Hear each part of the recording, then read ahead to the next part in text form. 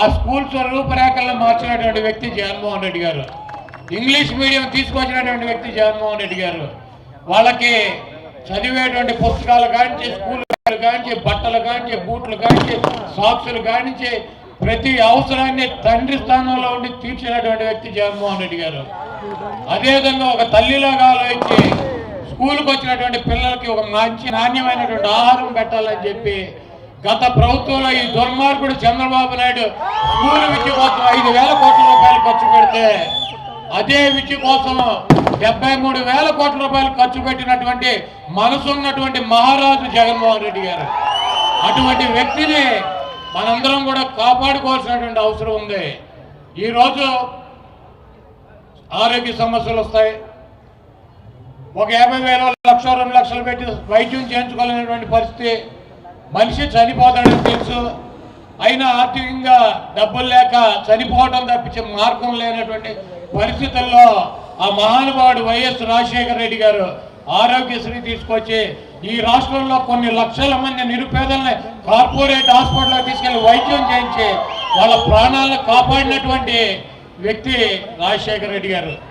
ఆయన ఒక అడుగేస్తే జగన్మోహన్ రెడ్డి గారు ఈరోజు 3,300 మంది 3,300 రోగాలకి డిజిటల్ కార్డు ఇచ్చి ప్రతి పేదవాడిని కూడా హాస్పిటల్కి తీసుకెళ్లి ఆరోగ్య సమస్య వస్తే ₹1 కూడా ఖర్చు లేకుండా వాళ్ళ ప్రాణాలను కాపాడుతున్నటువంటి జగన్మోహన్ రెడ్డి గారు.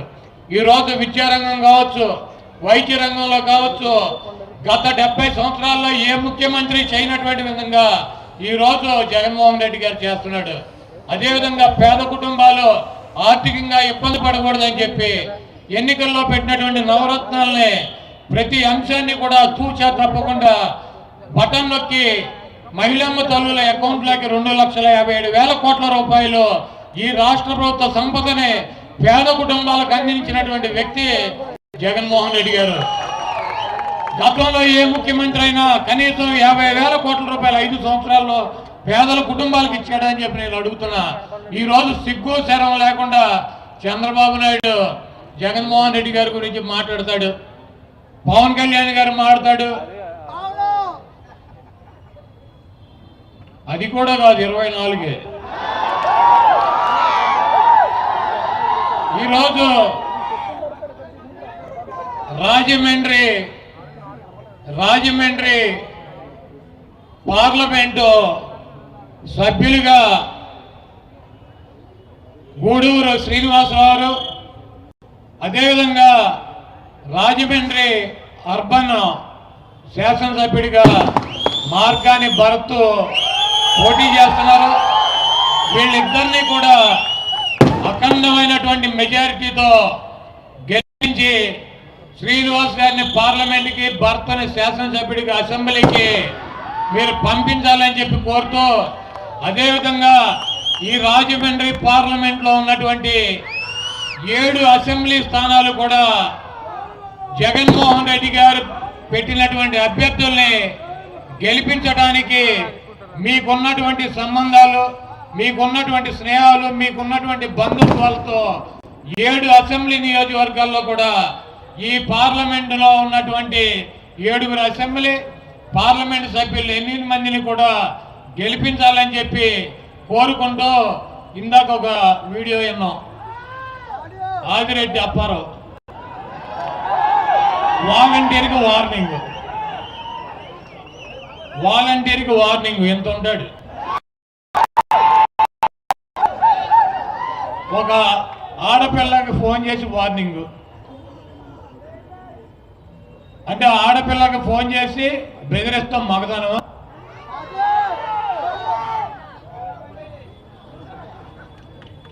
ఈరోజు ఒకటి చెప్పదలుచుకున్న, వాలంటీర్లు కావచ్చు, వైఎస్ఆర్ కాంగ్రెస్ పార్టీ నాయకులు కావచ్చు, కార్యకర్తలు కావచ్చు,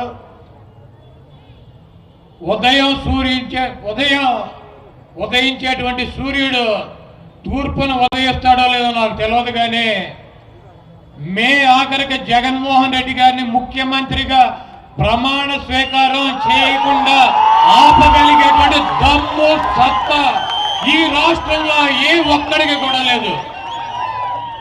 ఎందుకంటే చంద్రబాబు నాయుడు ఒక్కడే వస్తే గెలవలేడన్న సంగతి చంద్రబాబుకు తెలుసు కాబట్టి దత్తపుత్రుణ్ణి తెచ్చుకున్నాడు. ఈరోజు మీరందరూ ఆలోచించుకోండి. చంద్రబాబు నాయుడు సామాజిక వర్గం కమ్మ 3% ఓటింగ్ ఉంటుంది. 3% ఓటింగ్. ఆ పార్టీలో తెలుగుదేశం పార్టీలో 30 సీట్లు ఇచ్చుకున్నాడు. వాళ్ళకి 30 పైనే. ఆయన గెలవలేడు. ఆయన సామాజిక వర్గం ఆ పార్టీని గెలిపించలేదు. 30 సీట్లు ఇచ్చుకున్నాడు. సిగ్గు లేకుండా పవన్ కళ్యాణ్ రా రా రా అని పిలిచి ఆయనకి 20% సామాజిక వర్గం ఉన్నటువంటి ఆ పార్టీకి 24 సీట్లు ఇచ్చాడు. సిగ్గు లేకుండా ఈయన ఇవ్వటానికి సిగ్గు లేకపోయినా, తీసుకుంటాక ఆయనకి లేకపోయినా, అంటే ఇవన్నీ కూడా పరిశీలించేటువంటి ఆ సామాజిక వర్గానికి తప్పకుండా విచక్షణ ఉంటుంది.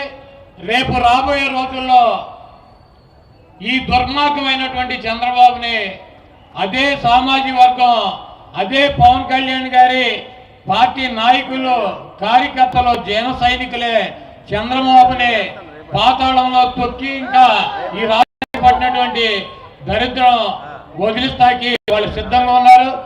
ఈ రాష్ట్రంలో వెన్నుపోటుకు బ్రాండ్ అంబాసిడర్లు ఎవరు? చంద్రబాబు దెబ్బకు ఇంకొంతమంది ఒక ఆయన ఉన్నాడు. ఆయన మర్చిపోయారు అసలు. ఎవరో నాదెండ్ల భాస్కర్ గారు. ఎన్టీ రామారావు 85లో హార్ట్ ఆపరేషన్ చేయించుకుందని ఇక్కడ ఫ్లైట్ ఎక్కాడు.